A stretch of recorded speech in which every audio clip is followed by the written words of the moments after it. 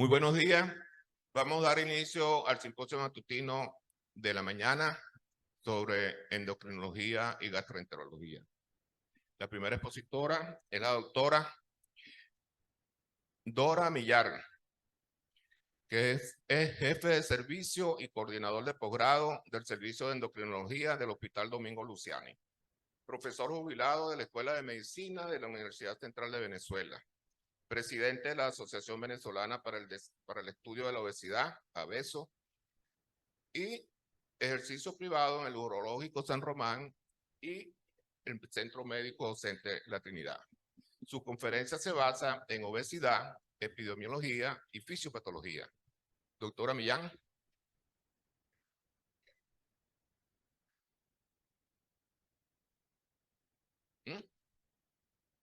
Buenos días.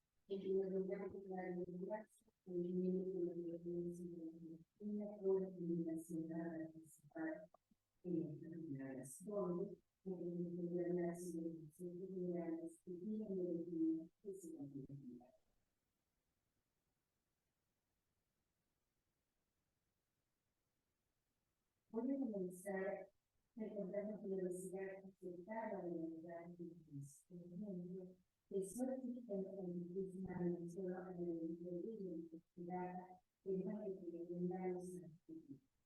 Se considera que dadas las circunstancias de la identificación identidad, dadas las necesidades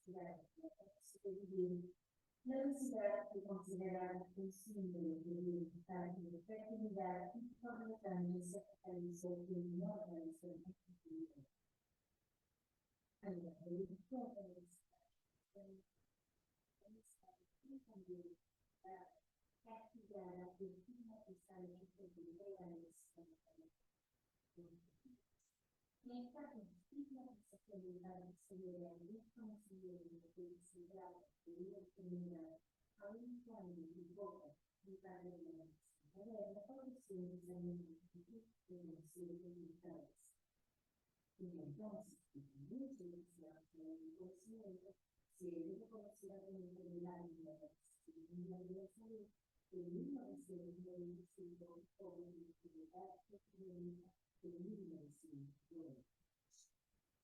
Y tratando de eliminar la estigmatización y la estigmatización de la cultura, la Asociación Americana de Enfermedades y Educación establece que la felicidad, la enfermedad crónica pesada, en la necesidad de la múltiples problemas progresiva, con consecuencias obvias metabólicas, biológicas, físicas, pero susceptibles de y decir que no tiene una continuidad de individuos o obesidad aumentando en el tiempo global. Y es gráfico que nos incentivar la puramente institucional y proyectada de obesidad de acuerdo a la base de la liberación de obesidad desde el 2010 hasta el 2020. Fíjense con el sentimiento de la prevalencia de la sentido, que 40% de los primeros y 35% de los a la proximidad que puede la proximidad para que la se intenta 20% de la reducción que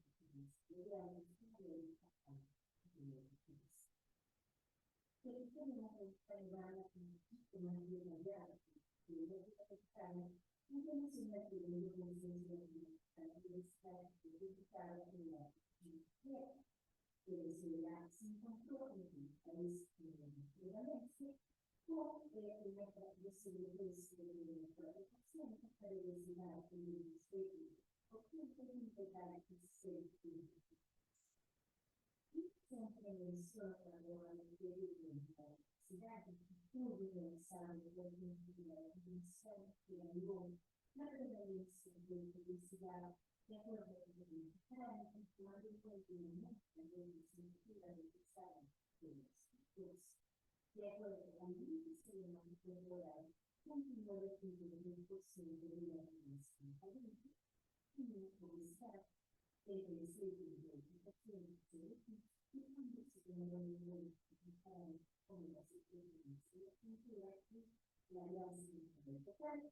espíritu del municipio en el distrito del municipio de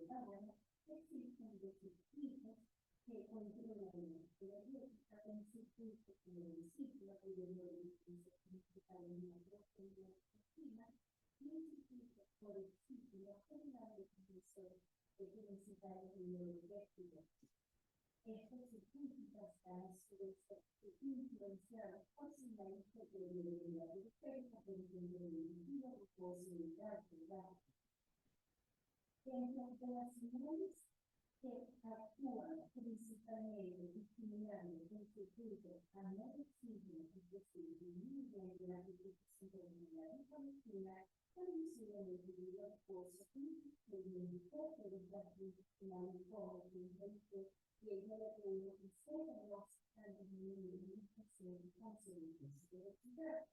y dentro de las señales que tiene la vida, el destino, es decir, aumenta la profesionalidad de la vida, y podemos ver un impulso para la diferencia que proviene que si queremos tener en cuenta la percepción de los el conocimiento de todas las posibilidades hace muy importante porque es el motivo de ese punto que actualmente se están utilizando de enamoramiento que quieren hacer un concepto. Se va a decir como que enamoramiento de la escuela. Y el aspecto interesante tiene que ver con la religiosa. Se encuentra en el centro de la universidad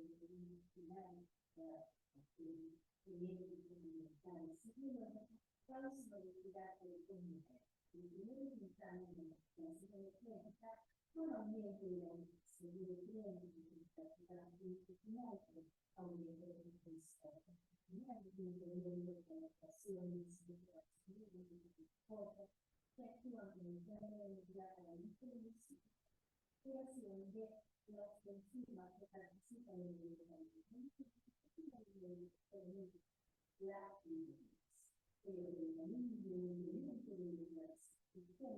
con intestino permeable de tratamiento de acción médica solicitada de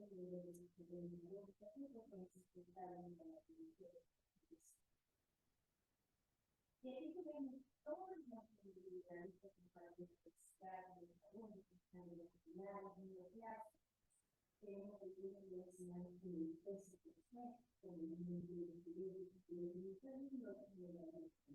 sin duda, impacta el negativo por la negación.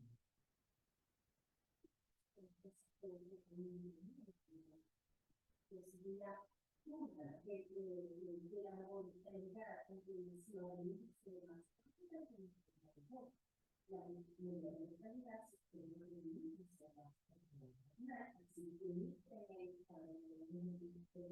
así que con la mayor índice de se estima que por cada incremento de círculo de índice de la contemporánea diagnostica la universidad, que el diagnóstico genético, que el índice de las de la cintura, podemos estudiar los niveles que nos permiten cuantificar la grasa, la grasa y pero lo más importante es que tenemos que dar la necesaria y la serie de la es importante siempre la búsqueda de la cintura porque no me da tipo de ansiedad, como se dice en la realidad que lo bien que tal el punto de golpe se mueve entonces no tiene que sentir una vez que le diga pasamos en dos básicamente el cambio de vida que se individual se divide luego a medida que la media de escenas intensificando la habla de la procedimiento de los tópicos positivos de acuerdo que es intensificación para un porcentaje de la vida de peso y podemos llegar a cambiar el porcentaje de pérdida de la obesidad como enfermedad crónica susceptible de un nivel de prevención primaria toda la vida, salud pública, fomentar prevención, salud del sitio, control del ambiente, reducción del estrés, higiene del suelo, salud del embarazo, prevención secundaria a través de la obesidad, inclusive la pérdida de peso, la desinfección, con la alimentación dieta, para la nutrición diaria, para implementar objetos de alimentación. Y una vez que aparece un diaria, tiene la pérdida de desinfección, siempre en la misma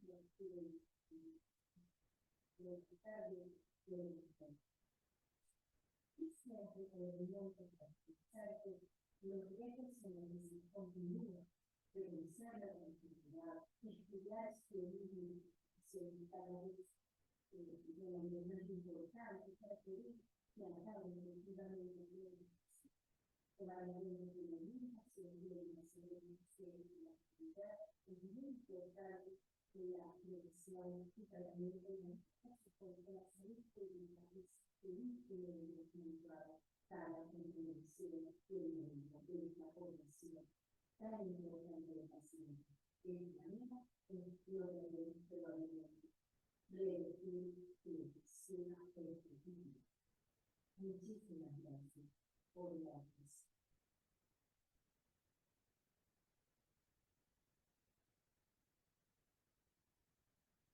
Continuamos con el simposio. El segundo conferencista es el doctor Pedro Monsalve, médico cirujano de la Universidad Central de Venezuela, cirujano general del Hospital Universitario de Caracas, dependiente de la OCB, especialista en laparoscopia avanzada, cirujano bariátrico y metabólico, profesor, instructor de la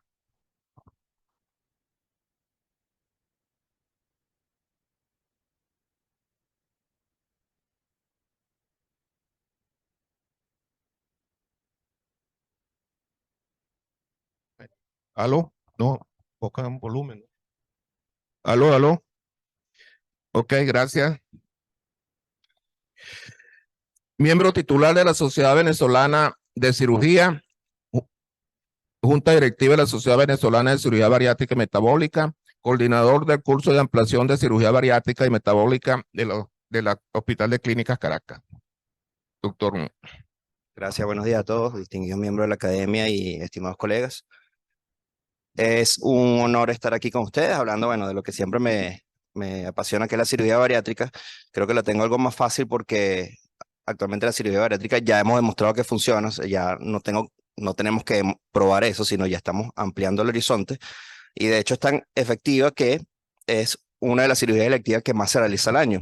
Alrededor de 580.000 procedimientos, de los cuales casi la mitad se realizan en Estados Unidos, para que se imaginen la magnitud de la enfermedad allá.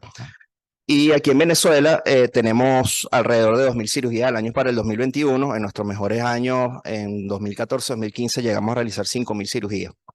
Y obviamente la pandemia nos dio un revés a todos, pero es una tendencia que está aumentando nuevamente. Lo vemos porque hay muchos cirujanos bariátricos nuevos, estamos juramentándolos constantemente.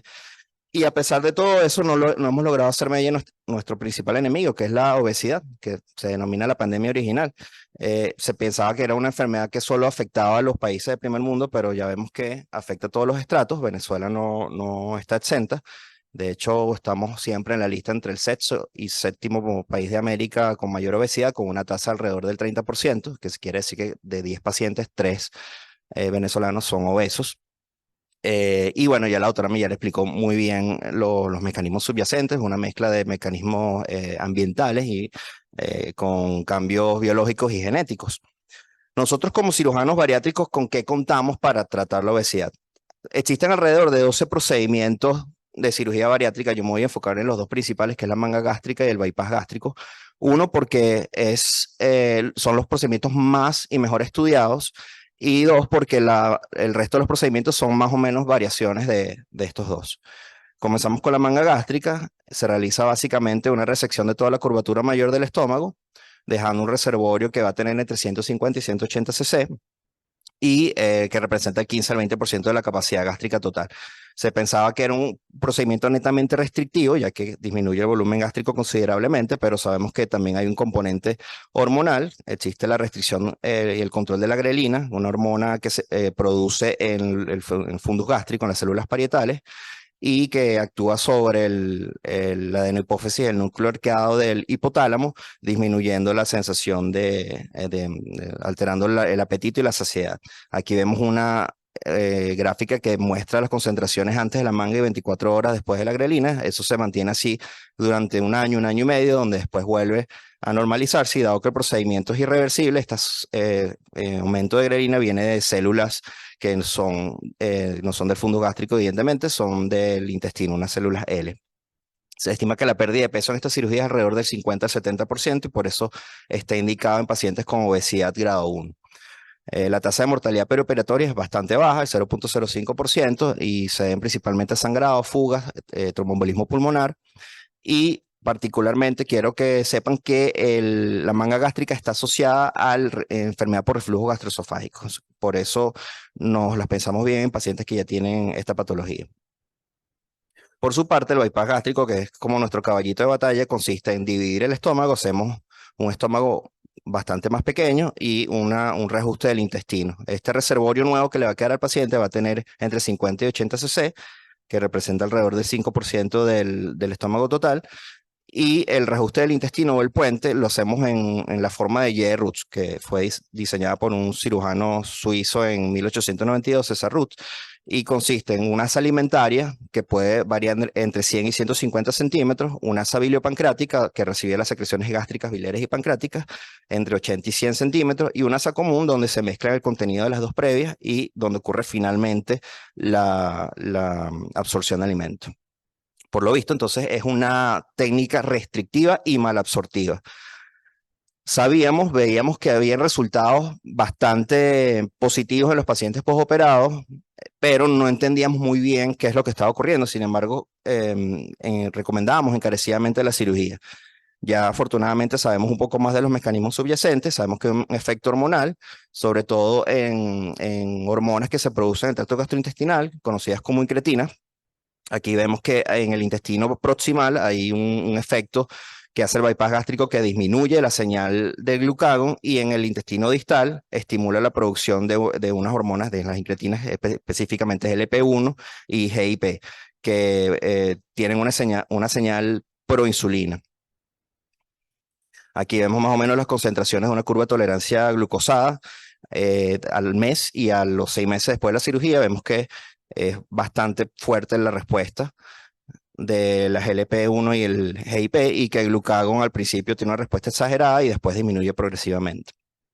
Entonces, la pérdida de peso del bypass gástrico, por ser un procedimiento con mala absorción, es un poco mayor que con la manga gástrica, alrededor del 60% a 80%.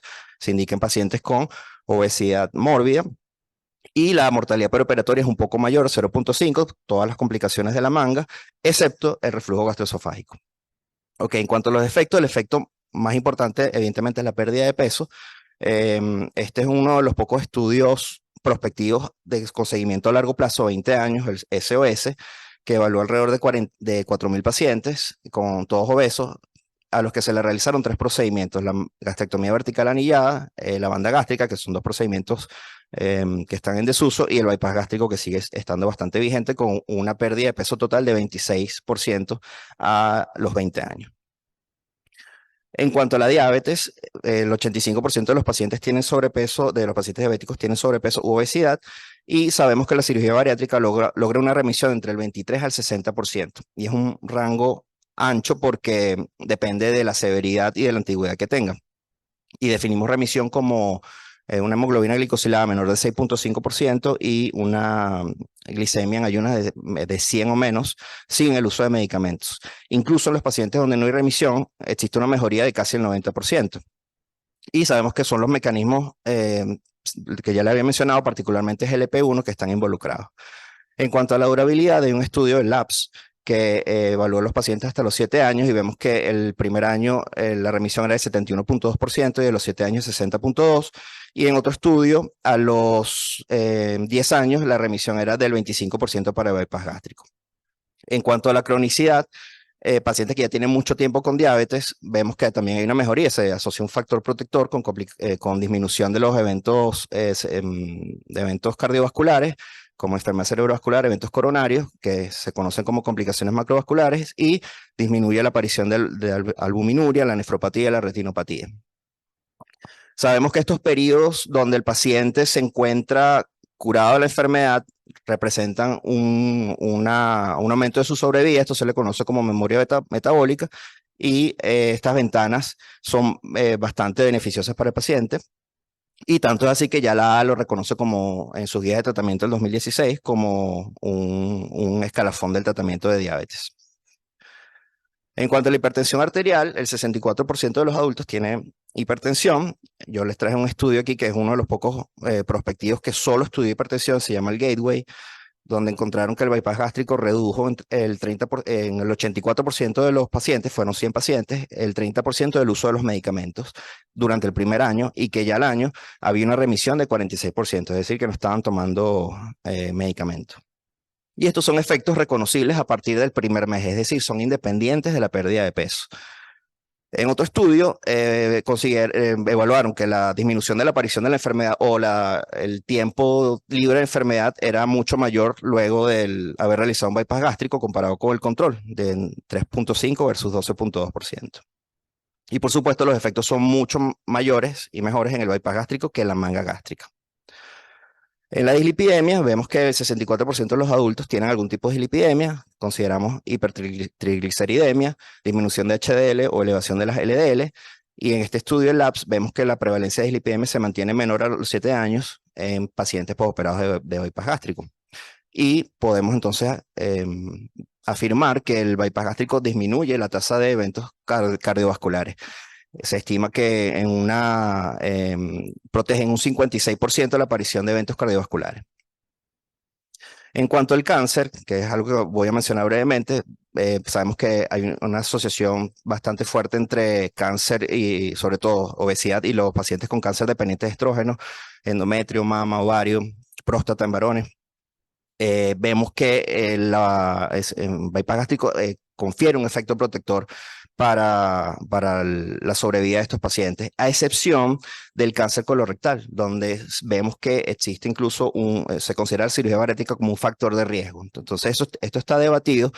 Se piensa que es por un estado proinflamatorio del colon, por recibir sales biliares y por el cambio en la microbiota. Entonces, la recomendación a estos pacientes que tengan antecedentes de cáncer colorectal o que tengan pólipos es un seguimiento endoscópico estricto anual. Bueno, existen otros puntos que mejora, pero por horas el tiempo no lo voy a poder explicar, pero tenemos el tema de la fertilidad, tenemos el síndrome de apnea obstructiva del sueño, el síndrome de ovario poliquístico. Podemos hablarlo en otra ocasión. Entonces, para ir terminando, ya sabemos que la cirugía bariátrica, algunos de los mecanismos subyacentes por los que ocurre, sabemos que mecanismos hormonales, ya sabemos que está la microbiota. Tanto es así que ya estamos aprovechándolo en otras áreas. Por ejemplo, el GLP-1 se está produciendo exógenamente y se está administrando en pacientes como con el nombre de liraglutide o semaglutide, con efectos mixtos. No es costo efectivo todavía, pero es un comienzo. Eso también nos ha abierto la puerta para aumentar o ampliar las indicaciones de la cirugía bariátrica en pacientes que no necesariamente sean obesos mórbidos o que no necesariamente incluso sean obesos. Pues ahorita recientemente tuvimos el Congreso de Cirugía Metabólica y una de las indicaciones puede ser pacientes diabéticos tipo 2 con sobrepeso. O sea, ya se está haciendo la cirugía en pacientes no obesos. Entonces eso nos ha dado la oportunidad de hacer el rebranding de cirugía bariátrica a cirugía metabólica. La cirugía metabólica, todos los pacientes se van a beneficiar de alguna manera. Nosotros hemos tenido pacientes de hasta 70, 80 años, pero en pacientes de este tipo, sin duda los efectos ya tienen daño cardiovascular que es irreversible, entonces los efectos van a ser modestos. De manera que hay que sopesar el costo-beneficio de operar un paciente en este grupo. Por último, la cirugía bariátrica no es una panacea. Tenemos la típica evolución de una cirugía bariátrica es unos resultados buenos al año y medio, y después vemos que muchos pacientes se mantienen en remisión, pero un porcentaje no despreciable de pacientes vuelven a reganar peso, vuelven a ser hipertensos, vuelven a ser diabéticos. Entonces, no lo vean como una cura, es simplemente un instrumento más que se utiliza, pero ciertamente es uno de los más efectivos que existe. La cirugía metabólica, hasta ahora no hay ningún tratamiento farmacológico, ninguna intervención de otro tipo endoscópica que sea igual a los resultados de la cirugía metabólica. Entonces, para que la consideren, ya cada vez los endocrinólogos están más de la mano con los cirujanos bariátricos. Y bueno, yo creo que la terapia final de un paciente obeso, la obesidad es una enfermedad muy, muy compleja, tiene que ser multimodal. Tiene que ser un tratamiento farmacológico, tiene que ser tratamiento quirúrgico. Gracias.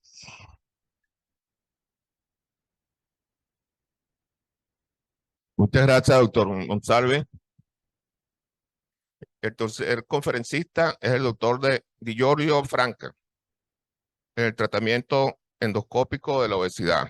Es médico gastroenterólogo, especialista en endoscopia terapéutica avanzada y bariátrica, profesor de endoscopia terapéutica del posgrado y colaborador docente del posgrado en gastroenterología en el Centro de Cáncer, doctor Luis Anderson, en San Cristóbal, presidente de la Sociedad Venezolana de Endoscopia Digestiva, miembro del grupo de español de trabajo para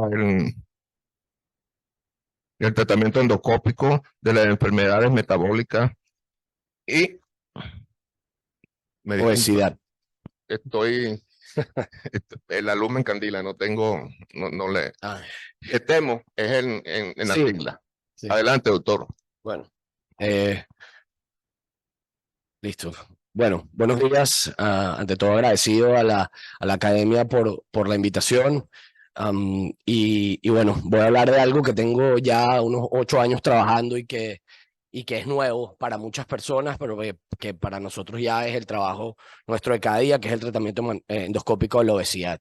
En el mundo hay una cantidad incalculable de pacientes con sobrepeso en este momento. Hay un grupo un poco más pequeño con obesidad clase 1 y clase 2 y un grupo todavía más pequeño con obesidad clase 3. Y si colocáramos las opciones terapéuticas en un eje de X y Y, colocáramos la eficacia y el riesgo, tendríamos claro que el que es menos eficaz pero tiene menos riesgo también son los cambios en la dieta y es el ejercicio. Los que tienen más riesgo pero también son los más eficaces, como decía el doctor Monsalve anteriormente, son los procedimientos quirúrgicos, con lo cual tenemos un vacío de tratamiento para pacientes con obesidad clase 1 y clase 2 y sobrepeso que han tratado la dieta y el ejercicio y no responden. Para esos inicialmente había algunos fármacos que no funcionaron muy bien, luego apareció el balón intragástrico hace ya quizás casi unos 25 años, que también funcionó bien en el principio, pero luego no, y luego aparecieron otros métodos endoscópicos para la obesidad y el sobrepeso, y actualmente hay estos fármacos análogos del GLP-1, entre otros, que funcionan bastante bien y que pueden ir de la mano con otros procedimientos. El que quiera entender un poco del manejo endoscópico de la obesidad y el sobrepeso, yo le recomiendo que comience por los artículos de consenso que hicimos en GETEMO, en el Grupo Español de Trabajo para el Tratamiento de Enfermedades Metabólicas y Obesidad, que se publicaron hace un par de años y que explican bastante bien todos los procedimientos y además las consideraciones generales de los procedimientos. Lo que sí quedó claro después de estos documentos de consenso fue que la cirugía bariátrica estaba total y completamente indicada en pacientes con índice de masa corporal por encima de 35, sin ningún tipo de competencia con otros procedimientos endoscópicos, excepto en algunos casos muy particulares y seleccionados. Pero también está claro que los procedimientos endoscópicos ofrecen el mejor riesgo-beneficio para pacientes con obesidad clase 1 y sobrepeso. Las indicaciones, pues tenemos indicaciones de los procedimientos bariátricos endoscópicos: sobrepeso, obesidad leve sin comorbilidades, pacientes que se niegan a someterse a cirugía laparoscópica o con contraindicaciones, pacientes que han tenido múltiples intervenciones intraabdominales o complicaciones de intervenciones intraabdominales, pacientes que son superobesos como puente a la cirugía, o manejo de la reganancia de peso por pérdida de peso insuficiente. Los procedimientos bariátricos en general se pueden utilizar como intervenciones tempranas, en pacientes que tienen índice de masa corporal con obesidad y sobrepeso, obesidad en niveles bajos, como terapia primaria cuando ya el paciente es obeso mórbido, cuando se hace una revisión por reganancia de peso o pérdida de peso insuficiente como puente a la cirugía, y una enfermedad como una intervención metabólica dirigida al control de las comorbilidades. Buscamos procedimientos menos invasivos, con rápida reincorporación a la vida diaria y buena calidad de vida, mínimas molestias, con poco riesgo, procedimientos potencialmente reversibles, repetibles y sobre todo también que sean coste efectivos. Uno debe manejar bien las expectativas porque el paciente quiere lo perfecto y lo perfecto no existe en estos casos y en el caso de la cirugía bariátrica también.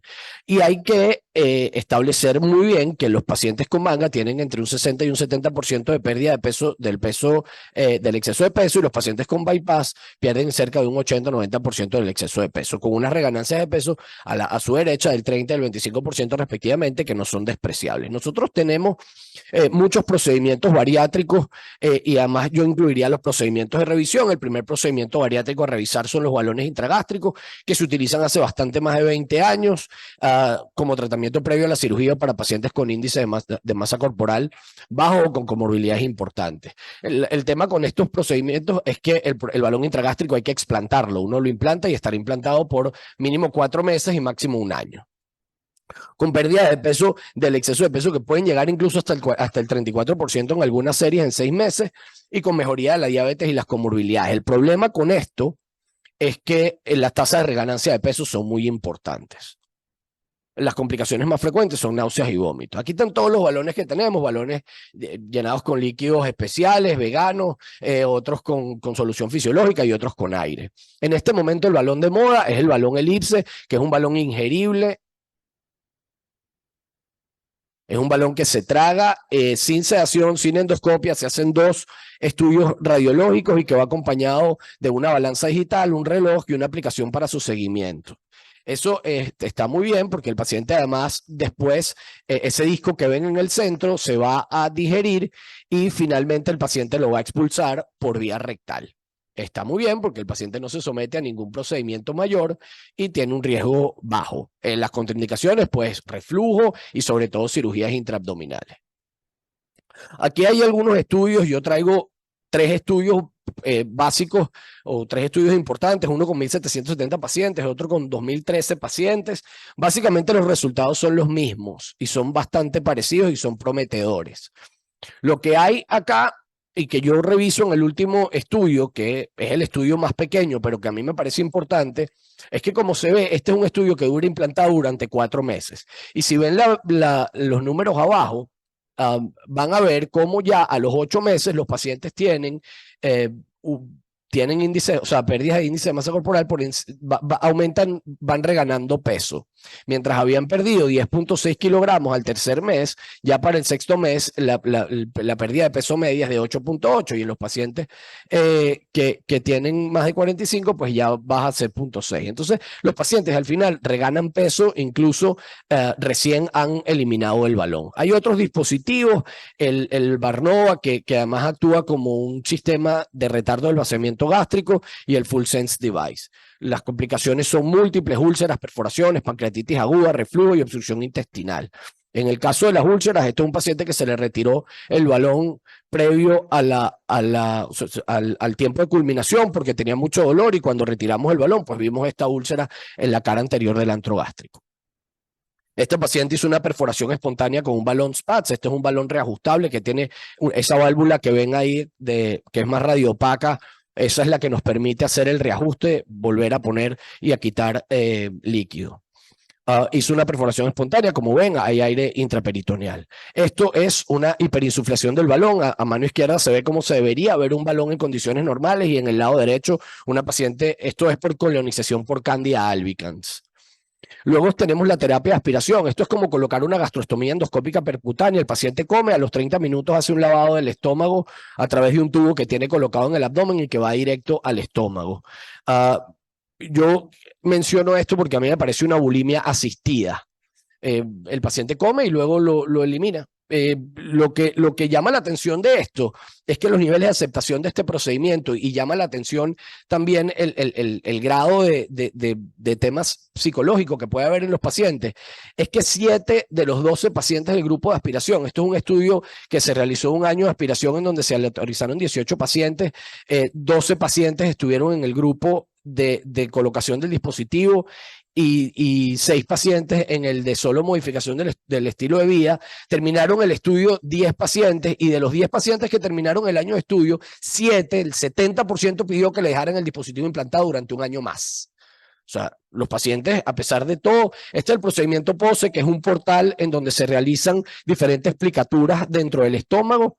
Aquí se va a ver cómo se van haciendo los pliegues. Esto se toman con lo que se llama el Gyprox, y se apretan y se van haciendo pliegues dentro del estómago. Cada una de las palas de esa pinza que ven introducida tiene 3.5 centímetros, con lo cual el tamaño del pliegue es de aproximadamente 7 centímetros. Entonces vamos haciendo pliegues de 7 centímetros en el estómago, que lo que van a buscar es disminuir la velocidad de vaciamiento gástrico y restringir la capacidad, el compliance de la cámara gástrica. Yo por razones de tiempo, voy a adelantar un poco acá. Aquí vemos cómo se va disminuyendo el tamaño del estómago y finalmente vemos cómo disminuye la capacidad del estómago. Pues este procedimiento ya está aprobado por la FDA y las pérdidas de peso son entre el 17 y el 20% del exceso de del peso corporal al finalizar un año.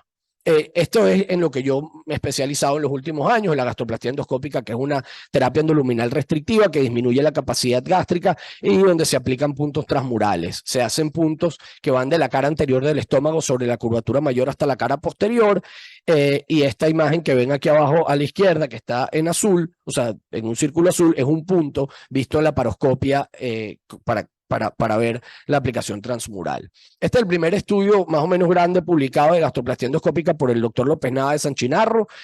Lo que se ve acá es que básicamente los pacientes que van mejor son los pacientes que se adhieren bien al seguimiento tanto nutricional como psicológico. Eso es fundamental para nosotros. Aquí vemos un estudio a 5 años y lo que dice es que es útil, funciona y se mantienen los resultados, porque aunque se vayan los puntos que se van, muchos de ellos, queda una restricción en la capacidad del estómago. El estómago pierde su compliance, pierde su capacidad de distensión de manera significativa, con una tasa general además de eventos adversos baja. Este es el estudio Merritt. El estudio Merritt se publicó el año pasado y es un estudio en donde se le realizó, primero se hicieron cambios en el hábito de vida a un grupo de pacientes y a otro grupo de pacientes se les hizo una gastroplastia endoscópica y cambios en el hábito. Y finalmente se hizo un seguimiento de esos pacientes y a los pacientes que no habían perdido peso de manera significativa con los cambios dietéticos y en el estilo de vida se les realizó una gastroplastia endoscópica y esos pacientes perdieron peso. Entonces, lo que nos llama la atención de acá es que los pacientes pierden peso gracias a la gastroplastia endoscópica y a la limitación en el volumen. Esto es un video de cómo se realiza el procedimiento. Eso es un retractor helicoidal, se retrae el tejido de la cara anterior del estómago y se van pasando puntos que, como dije anteriormente, son transmurales. Nosotros recogemos otra vez el hilo y vamos realizando el procedimiento. Voy a adelantar también un tema un poco en aras del tiempo. Esto se lagueó. Ok, acá se ve de nuevo cómo retraemos el tejido, pasamos la aguja, recogemos el hilo y cuando abrimos, cuando retiramos la aguja, el hilo queda pasado hacia el otro lado. Ahora vamos a mostrarle un poco lo que es el aspecto final de un estómago con una gastroplastia endoscópica, para que vean la limitación en cuanto al tamaño. ¿Qué pasó? Creo que no arranca. Bueno, hay una limitación significativa en cuanto al tamaño. Nosotros publicamos en el año 2018 72 pacientes con una pérdida de peso significativa y con una tasa de satisfacción a los 12 meses por encima del 75%. En 4 pacientes tuvimos que reaplicar suturas. Tuvimos pocos eventos adversos, no se realizaron endoscopias de rutina, los pacientes se fueron de alta en las primeras 3 o 4 horas, con compromiso del seguimiento, con dieta, con controles al mes, 3 meses, 6 meses y al año, y con unas restricciones en el postoperatorio muy pobres. Esto es un seguimiento de un paciente un año después de una gastroplastia endoscópica. Como se ve, persiste la restricción en cuanto al volumen y a la capacidad de distensión del estómago, que es lo que buscamos con el procedimiento. Hay una tubulización del estómago que es evidente. Siempre, como decía el doctor Monsalve, nosotros podemos juntar o podemos unir 2 terapias diferentes. Esto es un estudio de gastroplastia endoscópica más uso de liraglutide contra gastroplastia endoscópica sola y básicamente lo que dice nuestro estudio es que es mejor utilizar una terapia combinada que utilizarla sola, con pérdidas de peso por encima del 20%. Este es el endobarrier. Este estudio, este es un procedimiento que es una especie de media que se libera sobre el duodeno y se utiliza para disminuir la absorción en la primera, segunda, en el duodeno en general. Básicamente el endobarrier no ha mostrado un efecto muy importante en cuanto a pérdida de peso, pero sí en el control de las comorbilidades como la diabetes mellitus, mientras el dispositivo está implantado. Esto es la remodelación de la mucosa duodenal, un método de ablación térmica, de hidroablación térmica de la mucosa, que básicamente tampoco ha demostrado que tenga muy buenos resultados en cuanto a la pérdida de peso, pero sí en cuanto al manejo de las comorbilidades, porque con una sesión ha demostrado que puede controlar la diabetes incluso por 2 años. En cuanto al manejo de la reganancia de peso, bueno, la reganancia de peso no es una cosa muy extraña dentro de la cirugía bariátrica y nosotros podemos aplicar nuestros procedimientos para, para el manejo de la reganancia de peso tanto en mangas gástricas como en bypass gástrico. Esto es un estudio en donde evalúan la plastia de una manga gástrica con reganancia de peso previo y tiene bastante buenos resultados. En el caso, vamos a pasar para ir a casi la última lámina. Aquí se evalúa, en el caso del bypass gástrico, también podemos hacerlo, un procedimiento TORE, en donde se calibra la anastomosis. Aquí se hace cuando hay una dilatación de la anastomosis, de la gastroenteroanastomosis, y lo que hacemos es que reducimos endoscópicamente, utilizando sutura, el tamaño de la anastomosis. Ustedes vieron la anastomosis previa y ahora van a ver la anastomosis final. Ese es el tamaño nuevo de la anastomosis. Esa anastomosis tiene 10 milímetros y por supuesto el paciente tiene una segunda oportunidad. El procedimiento funciona. Hay estudios a 5 años con buenos resultados, con pérdidas de peso importantes. Vamos a ir un poco a las conclusiones para terminar. Y bueno, la endoscopía bariátrica es un área en construcción, en crecimiento y en evolución. El conocimiento de las limitaciones y fortalezas de cada uno de los procedimientos son indispensables para su aplicación y evolución. Hay que elegir muy bien los pacientes y hay que manejar muy bien sus expectativas y saber que la pérdida de peso es un viaje y no un destino. Gracias. Muchas gracias. Muchas gracias, doctor José Di Giorgio Franco. El siguiente expositor es el doctor Israel Monte de Oca. Permítame un momentico. Bueno.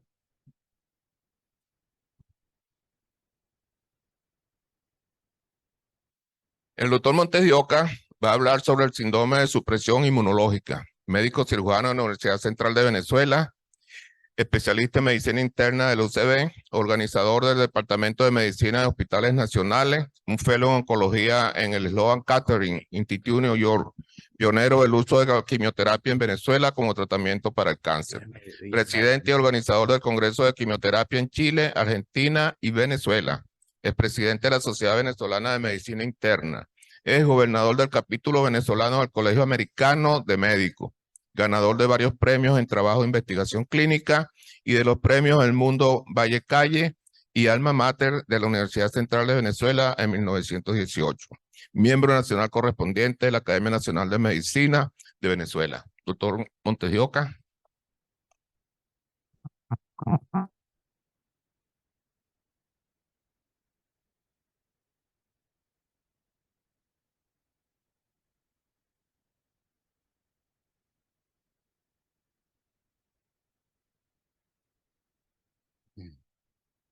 Bueno, ante todo, quiero dar las gracias al comité organizador del Congreso y a la Junta Directiva de la Academia por darme la oportunidad de dar esta conferencia.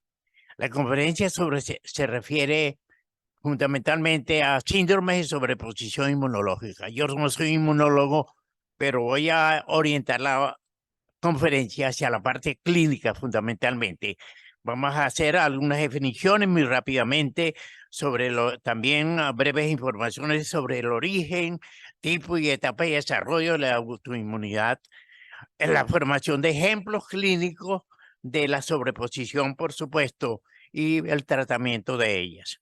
Hay 3 mecanismos de defensa del sistema inmune: el de la piel mucosa, la inmunidad innata y la inmunidad adaptiva, como todos sabemos, pero todo controlado por la tolerancia inmunológica que se llama. No vamos a hacer definiciones muy extensas. Acordámonos de que existe la inmunidad innata, que está caracterizada como el segundo mecanismo de defensa de la autoinmunidad, y donde las células T estimulan el timo y todas las células circulan al sistema linfocítico. Y la inmunidad adaptiva, que es diferente a la anterior, tenemos que está integrada por células T, B y C y células dendríticas. Y es el tercer mecanismo de defensa que tiene el organismo ante la agresividad de la parte exógena o la parte interna del organismo. Nosotros tenemos aquí cómo funciona las células T dentro del timo, en donde vamos a ver dentro del timocito, donde vamos a ver que las células T sobreviven a una serie de cambios que se suceden allí. Exactamente como, por ejemplo, la presencia de las células T con las células dendríticas haciendo el aporte del antígeno correspondiente. Y se producen en el timo, entonces, tres tipos de células T. Las T regulares, las TH y por supuesto las NK. Todas van al sistema linfático, especialmente a los ganglios linfáticos, al vaso, a las placas de Peyer y a todo el sistema linfático del organismo. Para poderse activar las células T, deben tener la presencia entonces de unos factores como son el factor MHC, las moléculas B7, CD28.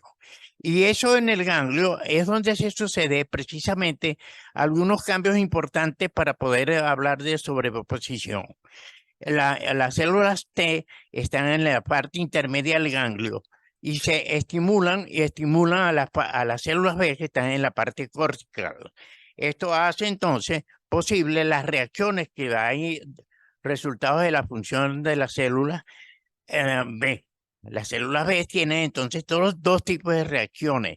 La reacción extracelular para producir las células plasmáticas y en el centro germinal donde están ubicadas hacen producir células plasmáticas de nuevo con todas las inmunoglobulinas y las células de memoria.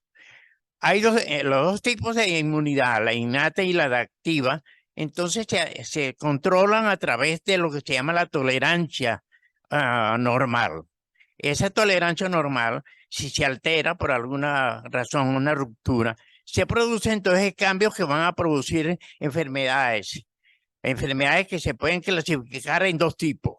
La enfermedad autoinmune única, que es un órgano, o los síndromes asociados por sobreposición inmunológica. Aquí entramos en el tema entonces de los síndromes de sobreposición, que se pueden definir como el cumplimiento de los criterios para más de una enfermedad inmunológica de los tejidos con alteración autoinmune clásica, el antígeno, autoantígeno y el autoanticuerpo en variadas células y tejidos. Y se puede suceder eso en forma simultánea a las dos enfermedades o más enfermedades o secuencialmente. Los factores que hacen que aparezca la sobreposición son muy importantes, pero lo más importante es la genética, donde hay mutación del antígeno leucocitario humano y también de los controladores de la inmunidad. Este es un ejemplo, esta lámina, para demostrar la interrelación que hay entre la inmunidad innata y la inmunidad adquirida. Todo en condiciones normales con sus contenidos arriba designados. Ahora bien, cuando hay una ruptura de ese equilibrio entre la inmunidad innata y la inmunidad adquirida, se produce entonces alteración de la tolerancia y por lo tanto la superposición. ¿En qué sucede en la superposición? Que hay factores entonces que desencadenan la superposición, porque cada uno de los órganos pueden producirse enfermedades autoinmunes. Entonces, la enfermedad mixta del colágeno, por ejemplo, la forma indiferenciada del tejido conectivo en la enfermedad reumática, para empezar ya con algunos ejemplos, pasa a enfermedad mixta del tejido conectivo, y en un tiempo determinado pasa a ser asociada o combinada o sobrepuesta al lupus, a esclerosis sistémica o a cualquiera de las enfermedades reumáticas. Aquí tenemos un ejemplo de enfermedad mixta conectiva, expresada especialmente en las manos con edematización e inflamación. Aquí igualmente otra vez la enfermedad mixta del colágeno, pero acompañada de lesiones inflamatorias extensas que son de tipo, vamos a decir, vasculíticos, o puede ser de otro tipo de sobreposición. O puede haber una esclerodermia con vitíligo, y eso es muy frecuentemente visto. Igualmente pueden haber combinaciones de 3 enfermedades, como son el lupus eritematoso, la anemia hemolítica y el hipertiroidismo autoinmune. En estas enfermedades reumáticas, la mayoría tienen el síndrome de Raynaud, como ustedes lo observan en esta lámina. Hay también la dermatomiositis, donde el signo de Gottron, que los nódulos que están en el extremo distal de los dedos, es importante en la asociación. Igualmente, cuando hay dermatomiositis junto con polimiositis, o sea, sobreposición. En el síndrome de Sjögren, por ejemplo, también tenemos otras formas de asociación. Se hace con las enfermedades reumáticas, endocrinas, gastrointestinales, vasculitis y IgA. El lupus eritematoso sobrepone a los antifosfolípidos, la artritis reumatoidea junto con el lupus. Y por otra parte, hay la determinación de más de 42 anticuerpos, los cuales hacen que se produzca muy difícil el diagnóstico en las posibilidades. Las enfermedades hepáticas o hepatobiliares son muy importantes, ahí están enumeradas todas en azul. Ellas pueden sobreponerse por sí mismos y producir el síndrome de sobreposición, pero también lo pueden hacer con las demás enfermedades de otros órganos que estén en autoinmunidad. Las enfermedades de sistemas autoinmunes, en el 35% de los casos se asocian a la autoinmunidad de las enfermedades hepatobiliares. Eso es sumamente importante. En las endocrinopatías tenemos también igualmente, hay 3 tipos, pero cada una con su característica de tener un punto de referencia para hacer el diagnóstico. En el tipo 1, la candidiasis. En el tipo 2, la insuficiencia suprarrenal. En otras enfermedades autoinmunes, por ejemplo, con la diabetes mellitus tipo 1. Siendo el centro la enfermedad de Addison la que produce la mayor sobreposición en las endocrinas. Aquí tenemos un ejemplo de hiperpigmentación de la enfermedad de Addison en piel, mucosas y en dedos, por ejemplo. La candidiasis es un guial sumamente importante para el diagnóstico de estas enfermedades. Igualmente el vitíligo bilateral, que es muy importante. En la vasculitis, que va desde la aorta hasta los capilares, hay entonces alteraciones inflamatorias de sobreposición a más de 12 de vasculitis que están enumeradas en la parte de abajo de la lámina. No falta en estas condiciones el síndrome de Raynaud, que es por constricción y no por obstrucción. Como ven en esta lámina, el cambio de coloración puede verse como livido reticularis, como ven en la foto, o con grandes lesiones de tipo maculopapilar, extensísimas. Y en las enfermedades cardiovasculares, respiratorias, la miastenia, unos ejemplos voy a dar, como la miastenia gravis, junto con miocardiopatía autoinmune y el síndrome antisintetasa en el pulmón por razones de autoinmunidad de otros órganos. En la parte neurológica, existen más de 30 condiciones autoinmunes del sistema nervioso, combinaciones frecuentes con enfermedades reumáticas, endocrinas, gastrointestinales, todas de tipo de carácter de autoinmunidad. El síndrome mielodisplásico en las enfermedades hematológicas se combina en sobreposición con la miositis, hepatitis autoinmune, vasculitis, hipotiroidismo autoinmune. Y por otra parte, tenemos la piel. Es el espejo de la mayoría de las sobreposiciones. ya las mencionadas, pero además de eso, la psoriasis, el herpes, la esclerodermia son importantes. Las lesiones cutáneas van desde una simple maculopapular hasta unas ulceraciones importantes y grandes con costras y otras demostraciones de lesiones importantes de la piel. Cuando en un paciente, por ejemplo, tenemos vitíligo, como en este caso, junto, como ven ustedes, unas lesiones de candidiasis en las uñas, ese es casi seguro una sobreposición de carácter poliglandular endocrina. Cuando se hace muy difícil el diagnóstico de enfermedades de sobreposición, se puede hacer porque la clínica y los anticuerpos son de determinada dificultad para su determinación. Se hace una biopsia a veces importante para el diagnóstico. Y aquí tenemos este ejemplo de inmunofluorescencia, donde hay entonces una combinación de la hepatitis B sobreponiéndose a la poliarteritis nodosa. Para el tratamiento tenemos que se recurre a los inmunosupresores y a todos los anticuerpos monoclonales actuales en gran número y por lo tanto es importante. Entonces, como conclusión, tenemos que la clínica y los anticuerpos de dos o más enfermedades inmunológicas en un mismo paciente definen en su historia natural a los síndromes de sobreposición inmunológica frecuentemente subdiagnosticados, que esto es un punto muy importante. Y los mecanismos de producción son comunes para los síndromes de sobreposición. Y considerar todos los factores genéticos y ambientales que producen esta condición que es subdiagnosticada. Finalmente, con esta lámina voy a decir lo siguiente. Los trastornos inmunológicos y los trastornos de tipo genético son los más importantes en la producción de enfermedades actualmente. Sin embargo, voy a enviar este mensaje a todos nosotros los médicos. Saber la ciencia inmunológica médica es saber predecir la sobrevivencia de la persona enferma. Muchas gracias. Gracias a usted, doctor Montes de Oca, por su excelente conferencia. Hemos cumplido con el primer simposio de la mañana.